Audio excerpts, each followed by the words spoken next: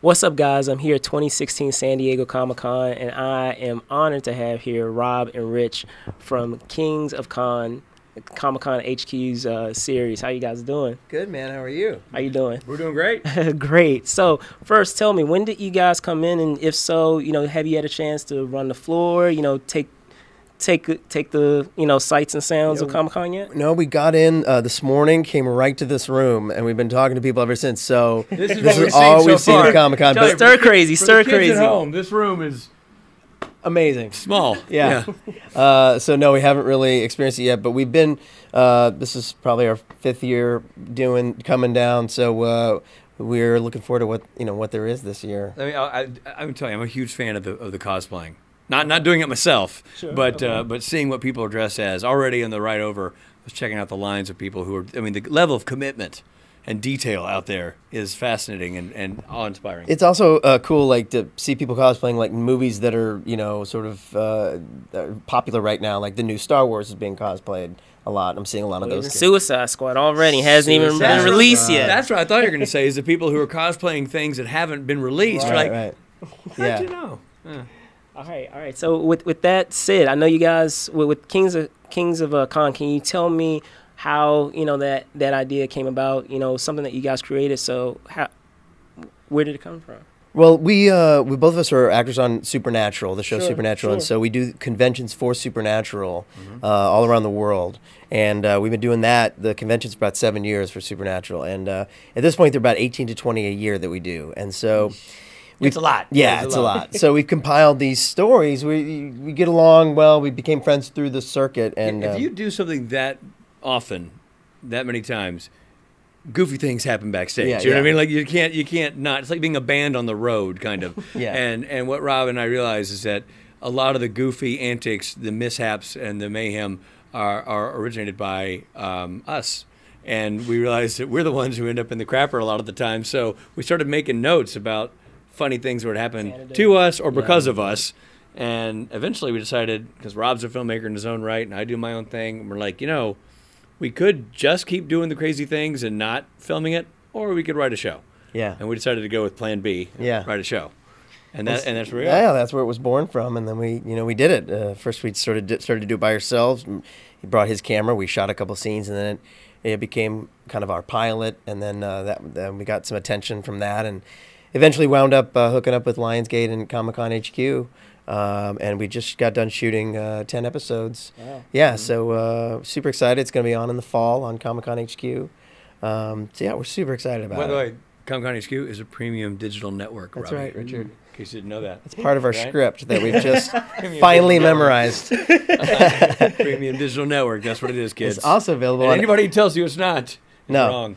It's also available on Amazon and Roku. We memorized our stuff. We know where it is.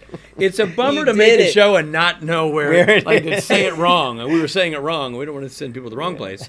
All right, so you guys just said that it was inspired by many of the things that have happened over the course of attending cons such as this. So are there any events or are there any moments where you're like, that's a really awesome thing that we could have as a moment from the show, but we're not exactly sure if that would really fly? Yeah.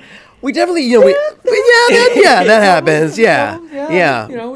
I don't want to say that Robbie and I censor ourselves because we don't necessarily do that. But every now and then, the arbiters of taste that live in our brain go, that's one best for the memory bank and not the celluloid. Absolutely. Although I will say that we do try to challenge ourselves to make it. To be inspired by real events as much as possible. It's by no means a reality show, but sometimes the best drama or the best comedy is coming from actual things that have happened.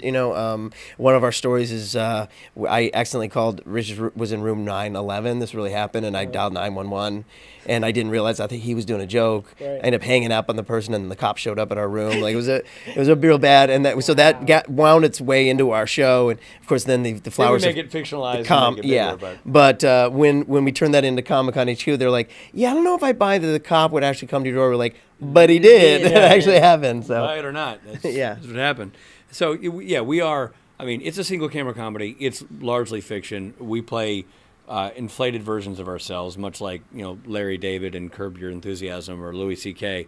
But that said, in every episode we shot this season, and there are 10, something real happened. There's some sort of little seeds of reality that germinated into the episode itself. Obviously we take a lot of comedic license with that and everything, and always it's Rob and myself who end up looking like the boobs. I mean, that's the story, really. I mean, the spine of the show is Rob and Rich and our relationship and the comedic situations we find ourselves in. The backdrop is convention, so that's the world it's set in. But you could take Rob and Rich and put them in the middle of the ocean. The same weird crap would happen because we seem to attract that kind of stuff. Right. And what are we doing in the middle of the ocean? I mean, that's weird that was in a and of mistake. itself. Right there. That's an episode. How the hell did that happen? I don't know. You bring a boat? I didn't bring a boat. What the hell are we doing here? This is bad. Anyway. Yeah, it ends after 5 minutes. I get eaten by sharks. Spoiler alert. Season 2. Judge and jerk. There goes that one. Well, you know what? Forget that one, kids. Don't watch the boat episode. Anyway, so yeah, we had a great time, like keeping in mind all the things that were really happening to us and to our friends, and having a fun comedic, fictionalized party in the writing process to make all that stuff work as a show. That was really part of the fun discovery process of what this show ended up being. All right, great. Well, Richard, Rob, thank you so much.